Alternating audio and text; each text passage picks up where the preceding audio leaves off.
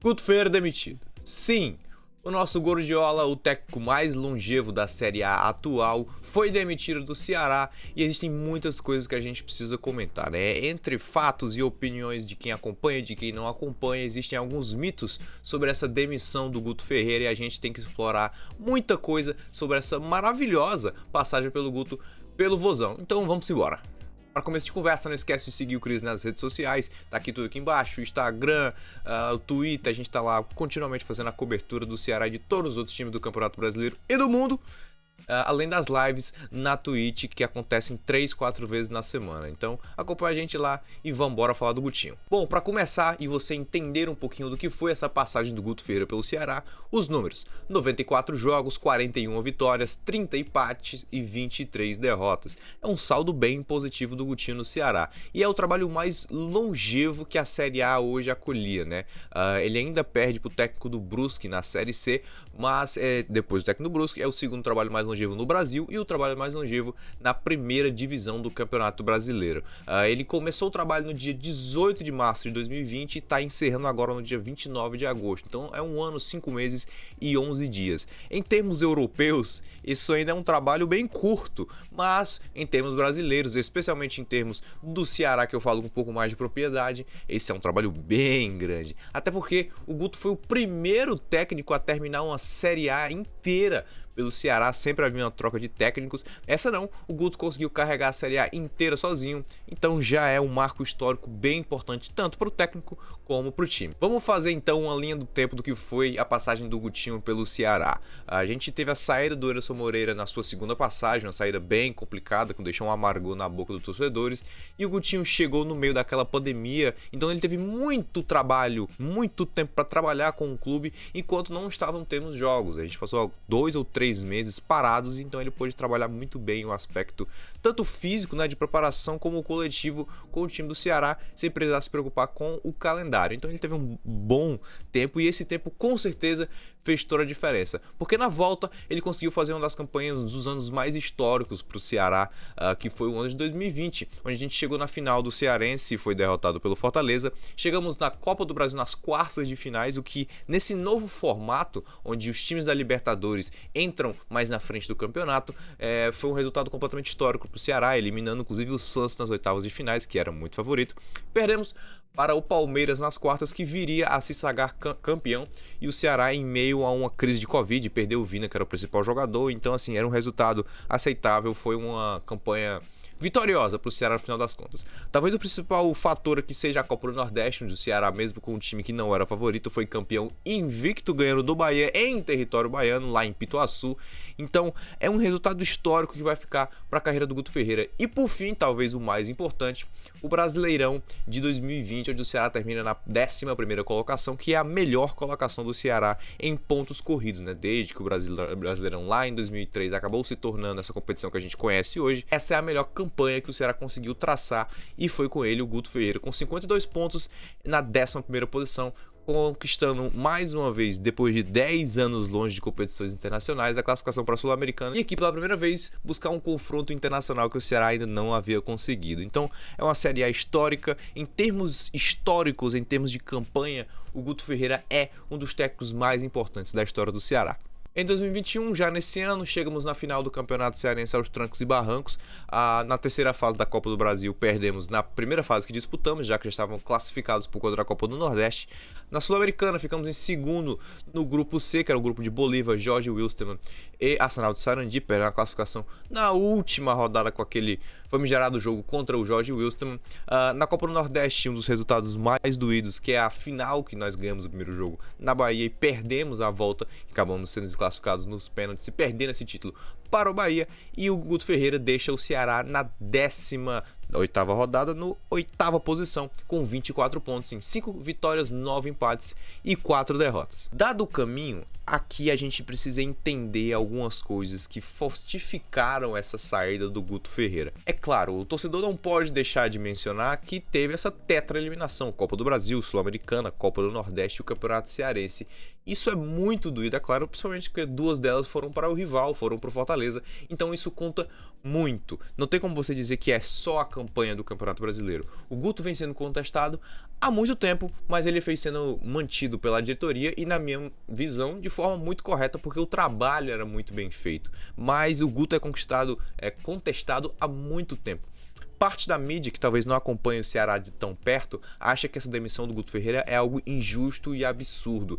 Apesar de que eu concordar que talvez não fosse a hora, eu ainda acredito que existiam muitos motivos. Porque não é de hoje que ele é bem contestado, apesar do Ceará conseguir resultados, são resultados um tanto quanto eventuais e não pela expressividade que o time mostrava em campo, pelo ritmo, pela qualidade que a gente via um time montando um resultado pelo que ele é e não pelo acaso. Afinal, das 5 vitórias que o Ceará conquistou, 3 delas foram conquistadas nos últimos minutos contra o Atlético Mineiro, contra o Atlético Paranaense e também contra o Grêmio. Foram resultados ali de últimos minutos com gols um tanto quanto inesperados. E não em si pela proposta de jogo ou pela força de jogo, pela efetividade que o Ceará apresentou. Então, taticamente falando, encarando a maneira como o Ceará estava jogando, especialmente esses últimos resultados contra tanto o Corinthians, o bom jogo que fez contra o Flamengo, mas também essa derrota inesperada, um pouco inexplicável para o América Mineiro, não só pela vitória, né, do América Mineiro, que poderia acontecer, mas sim pelo jogo pífio e talvez o pior jogo que o Ceará fez em toda a sua temporada.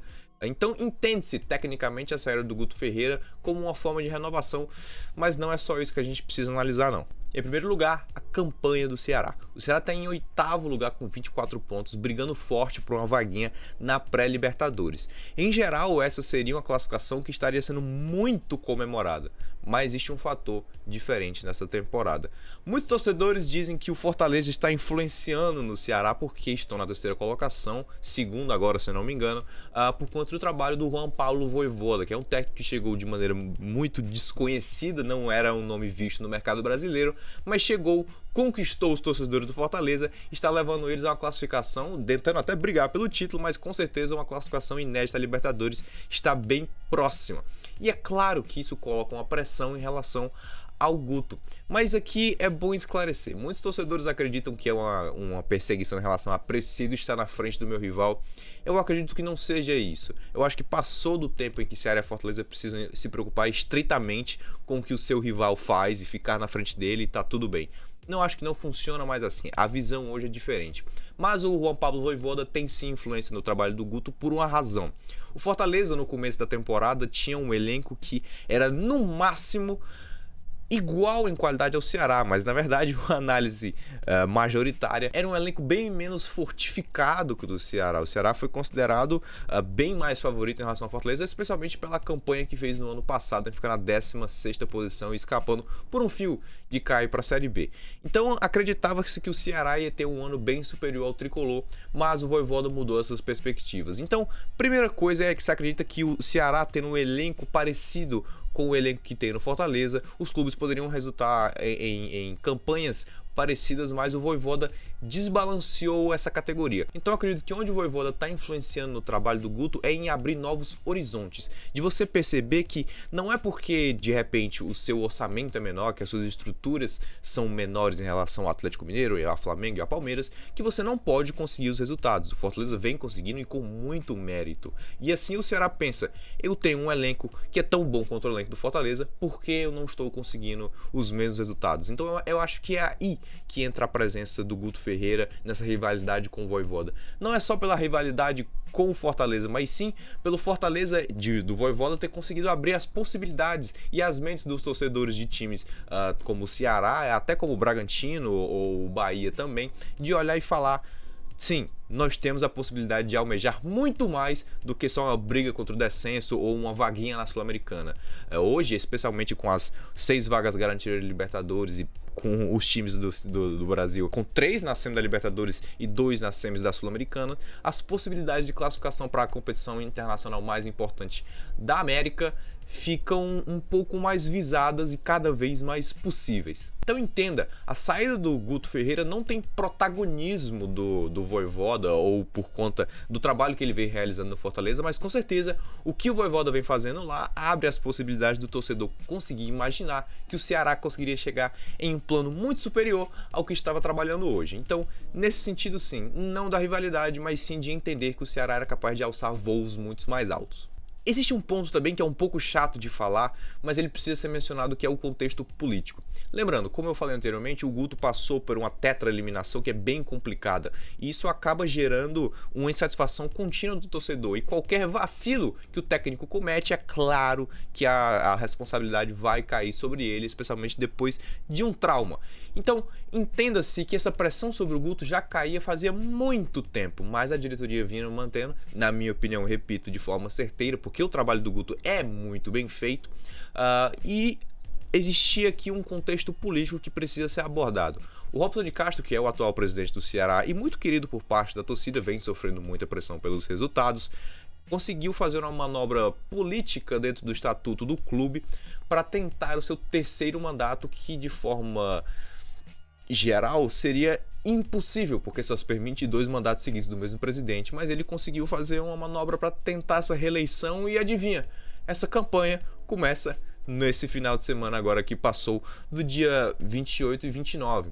Curiosamente, é claro que as cobranças recaem sobre o Robson de Castro, então eu acredito que essa saída do Guto após o jogo do América Mineiro seja um pouco resultado do Robson de Castro buscando um bode expiatório para colocar a culpa dessa má campanha do Ceará, que não é uma má campanha, repito aqui, mas que é contestada pela torcida por conta da maneira de jogar do clube, seja uma maneira de tirar a culpa das costas do presidente e colocar o técnico, principalmente se ele conseguir acertar na próxima contratação. Então a gente precisa entender que existe um contexto por trás de uma reeleição de um presidente que está brigando contra uma chapa muito forte dentro do clube, de conseguir se esquivar da culpa de ter conseguido resultados menos desejáveis do que se esperava de um elenco tão forte que o Ceará montou. Então, mais uma vez, eu acredito que um técnico brasileiro tenha sido alvo da politicagem dos clubes. E infelizmente é isso mesmo. Eu acredito que o futebol brasileiro está evoluindo muito nesse sentido, especialmente com o que a SAF vem mostrar aqui em relação à administração dos clubes. Mas isso ainda acontece muito e a gente vai ter que lidar com isso com um bom tempo. Mas o Guto conseguiu de fato uma campanha que vai ser histórica tanto para ele como para o Ceará. Para o Ceará em questão de títulos e de campanhas que foram maravilhosas. E para o Guto, se a gente pensar no aspecto geral, o Ceará é um clube que forma muitos personagens, né? Assim como o Lisca doido, que buscava muito se provar como técnico e não apenas como personagem, o doido. O Guto tem um pouco disso também, de ele ser o personagem, o Gordiola e etc. Até pela sua capacidade física, muita gente acha que ele não é capaz de ser um bom técnico, e isso não é verdade. O Guto é um excelente técnico, e eu acredito que com a campanha que ele realizou no Ceará, tanto no ano passado como nesse, agora o trabalho dele é visto com muito mais seriedade. Eu espero isso de verdade, do meu coração, que o Guto consiga realizar os trabalhos dele com cada vez mais confiança, e não de ser aquele técnico porque é o Gordiola, porque é um técnico querido pela torcida, mas não. E sim, porque ele é um excelente profissional e ele merece estar em clubes cada vez mais potentes do futebol brasileiro e realizar campanhas maravilhosas, assim como ele realizou no Ceará. Espero que ele só poupe a gente quando ele voltar a nos enfrentar. Inclusive eu mencionei a torcida, eu acho que esse é um aspecto um pouco triste da gente falar, mas o Guto foi um dos técnicos mais importantes da história do Alvinegro, com um período longevo muito interessante, com conquistas muito interessantes, e ele não sentiu a torcida. É um pouco triste se a gente parar para pensar.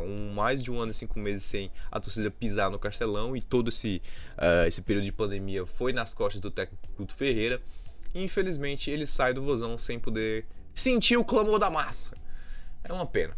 É realmente uma pena. Eu espero que num dia a gente tenha a oportunidade de se reencontrar com o Guto como nosso treinador e a gente possa mostrar para ele o que a torcida do Ceará é capaz. Mas de forma geral, é isso. O Ceará teve uma boa campanha. A saída do Guto não é uma saída dramática, espalhafatosa, não. Ela inclusive é duvidosa por aspectos políticos que eu já citei aqui. Mas no final das contas, eu acredito que seja um rompimento de um relacionamento amigável, que fez bem por muito tempo ao Guto e principalmente ao Ceará e seus torcedores. Mas ela acaba de uma forma um pouco melancólica por conta de o resultado do Ceará estar em uma boa colocação, mas não está conseguindo jogar da maneira como era proposta, e resultados estarem sendo muito eventuais e muito díspares entre um jogo e outro. O jogo contra o Flamengo foi um jogo inesperadamente bom, como o Ceará costuma fazer contra times do escalão do Flamengo, mas contra o América Mineiro, em que se esperava um resultado um pouco mais positivo, a gente vê o Ceará no seu pior desempenho. Então esse tipo de comportamento díspare e um elenco um tanto quanto perdido, com peças como Ione Gonzalez e Jael, que tem salários astronômicos e que não rendem dentro do clube, Essa combinação de resultados que ainda junta a frustração do torcedor do começo da temporada, das eliminações, das competições que tanto pretendiam elevar o patamar do Ceará, tudo isso junto com esse potencial que a gente citou do Vojvoda e o contexto político do Robson de Castro, fizeram a eliminação do Guto acontecer ontem. Então, não se surpreendam, não acham que seja uma coisa completamente inédita ou um absurdo que o Ceará tenha conseguido fazer essa demissão do Guto Ferreira e que a torcida esteja apoiando de certa forma. Não é absurdo, era esperado, já foi pedido muitas vezes e talvez ontem tenha sido a gota d'água. De qualquer forma, o relacionamento entre os dois foi muito saudável e eu acredito que talvez a gente possa ver o Guto pintando no Ceará mais pra frente, porque a memória que vai ficar do Guardiola aqui no Vozão é uma memória muito positiva. Agora é desejar que o Guto tenha um sucesso cada vez maior na sua carreira, agora com o reconhecimento que ele merece de fato, e que o Ceará consiga abrir seus horizontes para trazer um técnico que possa remanejar esse elenco e fazer explorar o potencial máximo dele, que eu tenho certeza que se ele conseguir, os voos no Campeonato Brasileiro desse ano ainda vão ser muito altos. E aí, curtiu o vídeo? Eu sei que a gente não faz muito esse formato, mas eu pretendo trazer um pouco mais pra cá, principalmente em notícias tão importantes como essa. O que você achou da demissão do Guto, hein? Deixa aqui nos comentários do vídeo. As nossas redes sociais estão aqui embaixo e também estão na descrição, assim como as redes sociais pessoais. Lembrando que a gente faz live toda semana na Twitch com tier list, falando de futebol, analisando as partidas, jogando modo carreira de FIFA. A gente tá fazendo uma campanha bem legal com o Ferroviário aqui do estado também. Então tem muita coisa pra gente brincar, segue a gente nas redes sociais. E é isso. Até o próximo vídeo.